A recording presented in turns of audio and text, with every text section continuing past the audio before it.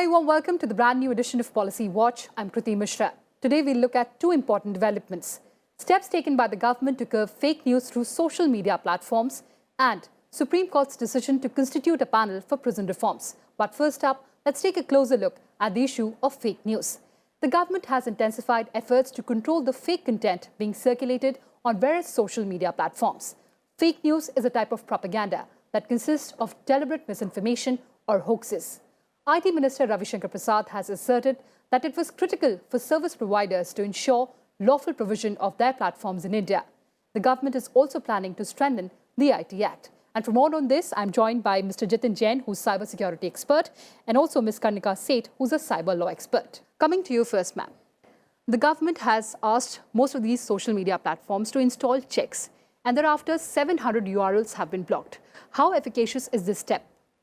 Well, I think it's a step in the right direction because we've seen the havoc fake news plays in our society today, and it is very important to take this issue headstrong, because right now what is required is not only a new law on this, a special provision or an express provision in the law, but also this will take time. So in the meantime, certain advisories can be issued and certain rules can be easily framed by the government to give added protection to the users on the net, and they should, so that they're not misled by the fake news, and it stops lynching attacks or curbs these problems of violence which it may lead to in the society.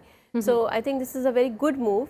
And as far as the intermediaries are concerned, I mean, service providers definitely cannot shrug off their responsibility once they have a platform that they are being used to put some news like this, and if it's unverified, obviously they cannot just say that we are not accountable or for the same, or not responsible for the same.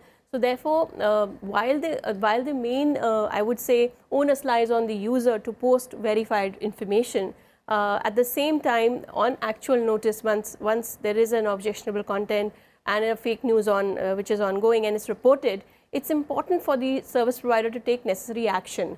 And I think the 36-hour guideline, which is currently applicable in India, should be revised, because 36 hours is a long time for anything to go on internet and not cause a damage. So I think that we are looking at, as part of the government initiative, there are being deliberations, and I'm part of the deliberation also there, where we're discussing the rules, how they should be enacted, or how the government needs to make an advisory on this so that the people are guided properly. So there's not just one aspect of the problem, there are different stakeholders.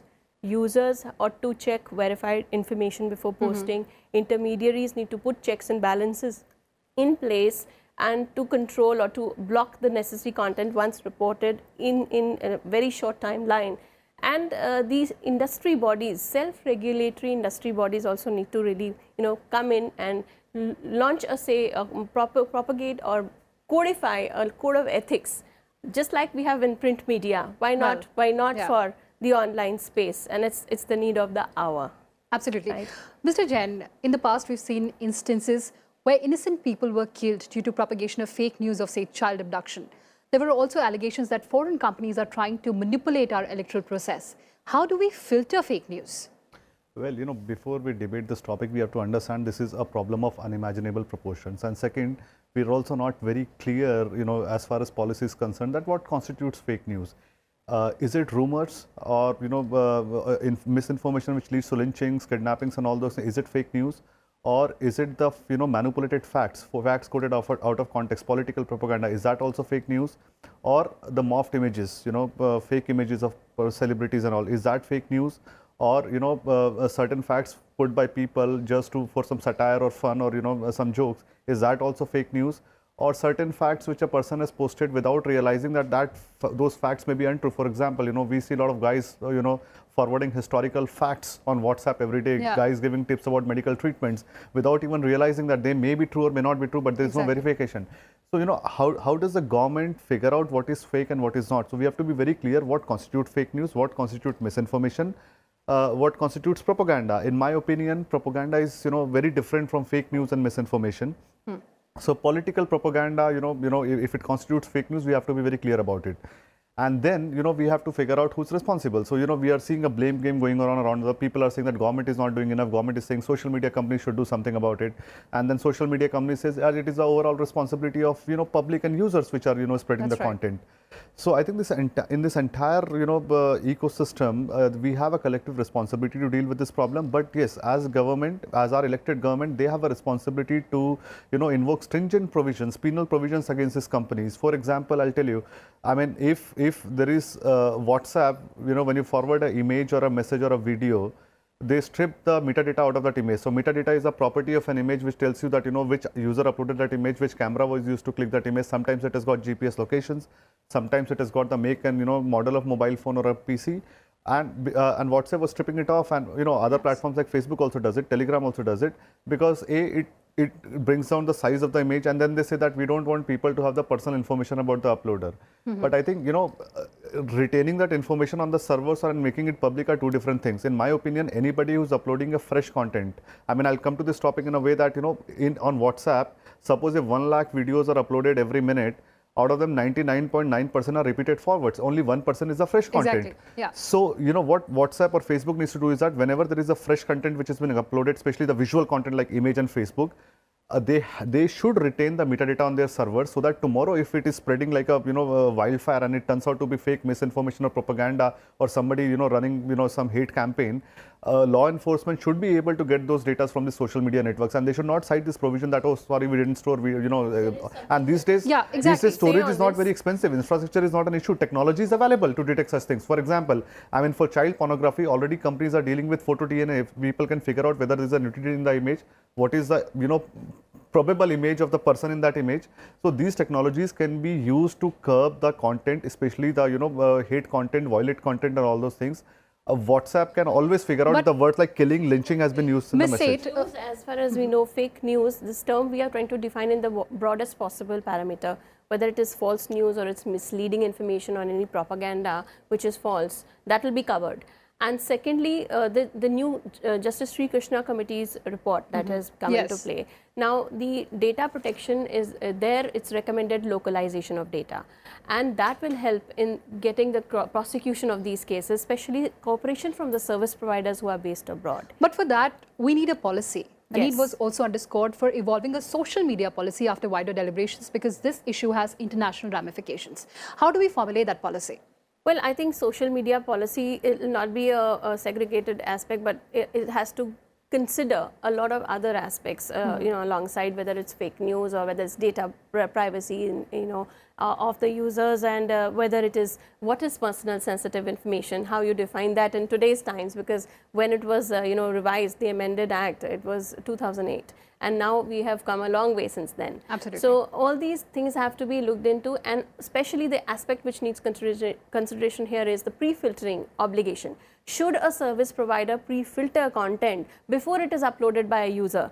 I know the most common argument they say is that it's impossible because it's lakhs and lakhs of pages, but then a certain due diligence is required, and especially in child pornography cases, and is now Absolutely. being implemented because of the Supreme Court's decision, that to block such content. So there are steps being made, but the social media policy cannot, be something which is censorship, cannot be surveillance, at mass surveillance, Absolutely, yes. which will completely infringe the rights, fundamental rights of citizens, and it should not be violative of privacy of citizens. Mr. So Jatin. it's a very thin line. It's Yes, a very Mr. thin Jatin, line. taking a cue from what she said.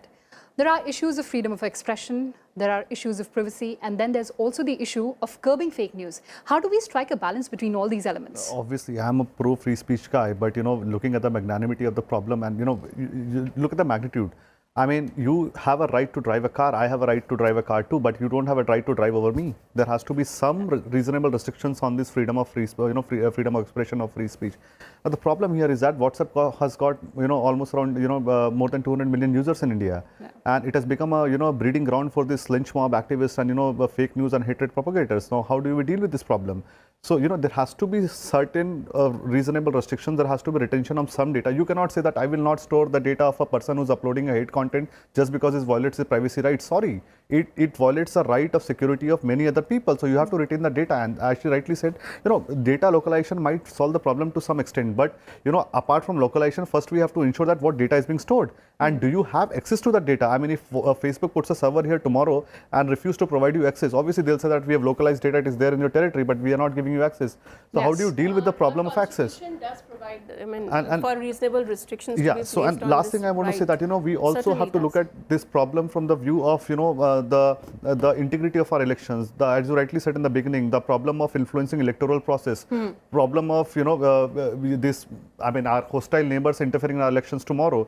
So we have to ensure that we take preemptive steps, and we should ensure that we learn from, American mistakes and do not end up, doing a postmortem after the Absolutely. election. Certainly Taking that required. question ahead, social media permeation is a global phenomenon. What are the lessons that India can learn from other countries?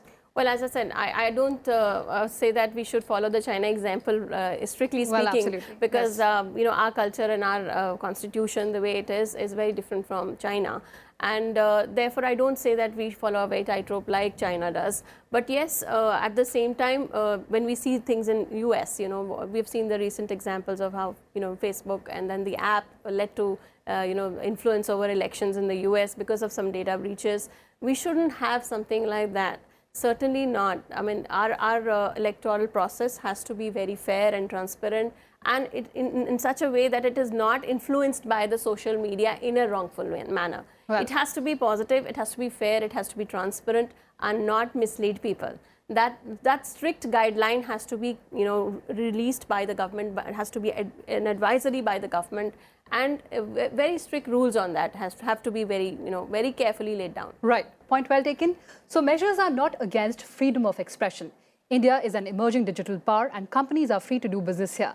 But solutions have to be found to check the menace of fake news. Thank you so much for joining us and sharing your thoughts. Time for a short break. On the other side, a closer look at SC panel on prison reforms. Stay tuned.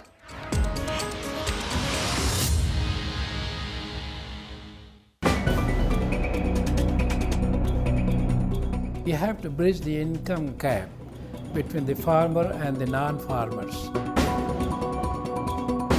Despite our having full food security, having reached almost 300 million tons of food grain, still about 40% of the world's hungry children are Indian children. Yeah. Also, 20-25% of the world hungry people are still Indian. Therefore, if you have to remove all these three major sins of life, then obviously you have to make it sure that agriculture becomes more remunerative so that you can meet this very fundamental requirement.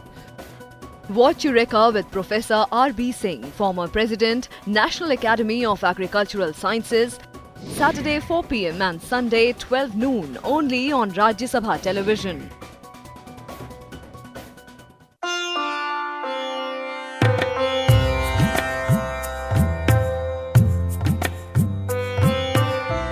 देखिए, आप इसको conservation कहिए, restoration कहिए, मरम्मत कहिए, जब ये हवेली थी तो एक चुनौती थी।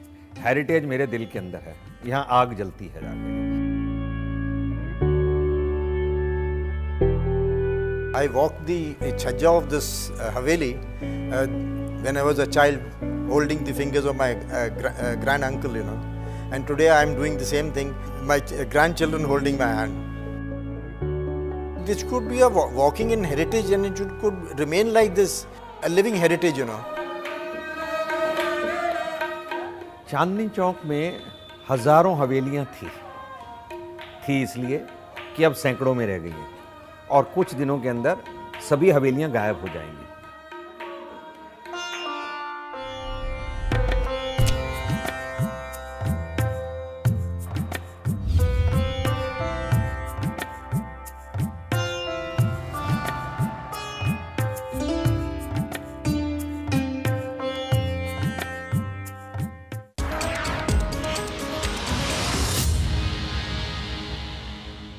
Welcome back. You're watching Policy Watch. The Supreme Court would constitute a panel to examine problems in Indian jails and recommend solutions. The top court was hearing a petition about poor conditions of prisons across the country. The focus would be on issues like overcrowding and challenges faced by women inmates. Attorney General K.K. Venugopal accepted the court's direction but added that the centre was addressing several problems related to prisons. The bench has fixed the matter for hearing on August 17th. There are over 4 lakh persons in Indian jails, 4.3% are women and 66.8% are under trial prisoners. And for more on this, I'm joined by Mr. Rupinder Singh, IG Prisons Rajasthan. Welcome to Raj Sabha Television, sir. And I'm also joined by Mr. Piyush Singh, Advocate Supreme Court. Welcome, gentlemen. Starting with you, Mr. Rupinder Singh, the Supreme Court has taken strong exception to overcrowded jails. Now, there are cases where the occupancy is more than 150%. How can we decongest our jails? Overcrowding is a problem in the jails. We can decongest it with very small interventions. Number one is the capacity of the jail. If we see Rajasthan, it has a total capacity of 20,000 and the presence is also 20,000. So overall, it is not congested. But if we see it jail-wise, there would be a couple of places where there would be overcrowding. But yes, we can decongest by way of giving adequate work to the people, which earns remission. It leads to early release. We can house them as per the capacity of the wards and the barracks. It would not give more people than the capacity of the jail. Thirdly, we can develop a system where the government can build more number of jails according to the inmates. The main part is the trial, the speedy trial, or the drill which the prisoner goes through. It takes a longer time, sometimes either in the court or presenting him to the court, means the police guard. So these are the interventions where we can make the prison decongested by way of administrative measures, apart from erecting more number of buildings. Well, coming to you, Mr. Piyush Singh, the Supreme Court would constitute a panel. There would be representatives from the centre as well. Do you think this is a step towards national policy for prisons? Definitely yes. See, one is prison reforms or prison law per se falls under the state list of the constitution for making laws. So only a state government per se can make a law with respect to prison reforms. But yes, in case it is a Supreme Court judgment and a central policy is there, they can recommend all those solutions to a particular state government and that can be in place. But one thing more we need to look into, that prison reforms should not be looked into isolation with other reforms. So when I say prison reforms, who are the prisoners inside these prisons? Now these are either convicts or either under trials. Now, as you stated in your opening paragraph, that who are these under trials, and this number is quite huge. So the number is almost 2/3 of the people in these prisons are under trials. Now with respect to all these under trials who are languishing in jail, now what kind of reforms we require? Because overcrowding, as Mr. Singh said, is a big problem, which leads to further problems like sanitation, again corruption, and all those assaults or maybe other cases in the prisons. But with respect to this particular thing, I would say of under trials, we need judicial reforms also. We need police reforms. We need prosecution reforms. In case a trial for a particular convict or for a particular accused should not take, I would say, more than a couple of 2 years or 3 years, which takes now 10 years, 12 years. And this is leading to a very bad situation right now, because these under trials end up spending a lot of time in jail, which is not supposed to be a scenario. So I think the system needs to introspect. You cannot keep prison reforms in isolation without looking or carrying out the machinery, which is again a very important judicial machinery. They should not be under trials. They should go on beyond a period of time, leading to these under trials languishing in jail. Well, absolutely. Mr. Rupinder Singh, tell us about your experience of open jails, and can we really replicate this model across India? Open jails is a very novel, good concept. I come from a state where the model for the open jail has been appreciated across the country. The institution as high as the Supreme Court, the Government of India, MHA, and the National Legal Services Authority, they have called upon the states to follow this model. Rajasthan model has 31 open jails. We call it open air camp. We don't call it jail. Jail is a common word, but the actual name for the it is the open air camp. So it is the transition between a prison term and going back to the society. So the inmate, the prisoner, is given a place where he can mingle with the society on a part-time basis. Morning and evening he has to be present in the camp, register his attendance, he can fend for his living during the day, but he has to buy back in the night. He cannot be absent from that place without legal permission. That is as good as a jail. But now the Rajasthan Open Camp follows the model of open colony model, which we call it as a, which we have in Jaipur as a Sanganer open prison. Rajasthan prisons give us a model of agriculture farm, which we also have in Jaipur, in Durgapura, in Jodhpur, agriculture farms, Bikaner, Ganganagar. We have Gaushalas where the open air prisoners, they are kept and they do the work during the day. The employment is either available or generated at the site, near the site. So this gives them the opportunity, and they are entitled to take, make their family live along with them. Oh. So it is a good gesture by the government, and it enables them to go back to the society. Now, open camp has tremendous, what I say, potential for uplifting the mood of the prisoner. Often a prisoner who comes to jail and go out, he is branded as a criminal.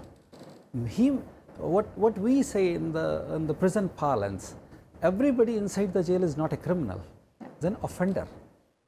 So by one way or the other, he has offended the law, and that is why he or she is inside the jail. But yes, some of them may be the gangster, may be the habitual criminals, but they are with the percentage what we see in the normal society. They are that much percentage. So we wish to give them an opportunity like we give them in the closed prison, like we do stress management programs, we go for yoga, we go for peer counseling, we go for providing them books and literature to keep their morale up. Similarly, open camp is an idea where he or she lives with their family, starts earning her own living, and it is a transition between going back to the main society. So that model, and within Rajasthan we have 3 or 4 models, that is open colony where they are free to work during the day within the municipal town. Okay. It is the agriculture farm where the labor is available on the site, and it is a Gaushala, again the labor is available on the site. And nowadays we are developing a system where these would be available either near a say construction site. The main thing is getting them a labor, their wages. So open air camp system is very good for the overall prison system. Well, that endeavor is laudable, but how do we replicate this model across India? What I would say is getting more number of open air camps. At present, Rajasthan High Court has observed that each district should have 1 open air camp, and we are quite good in that number. Of course, at present we don't have exactly 1 camp in each district. So, but overall we are having 31 open air camps with multiple in a single district also. But at present we have covered 22 out of 32 districts. So we are slowly heading towards that. But at this point of time, even we have roughly 1,000 inmates in an open air camps in Rajasthan, and that is the highest number as far as prisoners are concerned, as far as open air camps are concerned. So to replicate this model, we'll have to construct, or we have to bring more number of open air camps. Secondly, bring more number of prisoners into those camps by giving them the capacity. Yes, I forgot to tell you, we have just now started 1 open air camp exclusively for women at Pilonia in district Ajmer. It has been sanctioned by the government, and it is slowly going to be come up within a few days. Well, absolutely. Mr. Piyush Singh, is it time to establish National Commission for Prisons? I would say definitely. It is one of the pressing issues, and we need to realize that what are these prisons again? We can go back to the question, is it for creating a deterrent in the society that the people who are accused, or people who are under trials, or people who are convicted should not be brought back to the society, or is for the reformative purpose? So the criminal jurisprudence is majorly based upon the reformative jurisprudence, I would say. So whenever anyone is there committing a crime in the society, may or may not be committing a crime, who is just an offender, as Mr. Singh said, or who is just an under trial, should be having an opportunity or should be having an atmosphere of reforming himself, of getting back to the society again. So for that, we definitely require a culture in prison, or I would say an atmosphere in the prisons, whereby somebody is not, when we're talking about overcrowding and sanitation, that's the basic human rights, which is Article 21. But there are larger issues as well in the prisons, which we all are aware of. There are different crimes which are being committed. This is a different, I would say, sect or a kind of violence which is being committed in the prisons, so which have to be taken into account. So for that, only reform, we can talk about reformation or bringing them back into the society only when we are able to create a kind of atmosphere for all of them. And yes, as you asked, National Commission would be advisable, since it would be in the benefit of all the states, because different states having different laws to implement that would be very difficult in such a scenario. Well, Mr. Rupinder Singh, last question. You mentioned about women inmates. Now, their predicament is even more heart-wrenching. How do we provide better facilities to them? I would say, I would rather take a cue from Mr. Piyush's last sentence, that I differ in this, that we need a national commission. Oh, you do? I would rather say that we just need to put in practice the already settled judgments, the rulings and the existing laws. If they are practiced in letter and spirit, I don't think 10% of the problem will remain even. I have not counted them really, because that presently what we are going through is, we have enlisted 45 points related to the prisons, and they are being followed on a monthly basis. The report is being submitted to the Honorable High Court, and in that case I come to the women condition, that how can we improve the living conditions of women inside the jail. First of all, we have to understand that jail is the repository of the final product of the criminal justice system. In case there is any lacuna within the system, it will end up in the jail. Number two, women inmates, they are vulnerable and they must be kept structurally in a separate building from the male counterparts. Thirdly, more number of women staff should be given for their duties. Lastly, the female doctors should give them the adequate medical help, and the industry, the employment which we give within the jail, they should be women oriented. Absolutely. That's a very important point that you're making here. So clearly this is a very important issue, and the Apex Court has taken a strong exception, saying prisoners also have human rights and cannot be kept in jail like animals. Thank you so much, gentlemen, for joining us. So that's all we had in this edition of Policy Watch. Stay tuned to Rajya Sabha Television, and thanks for watching.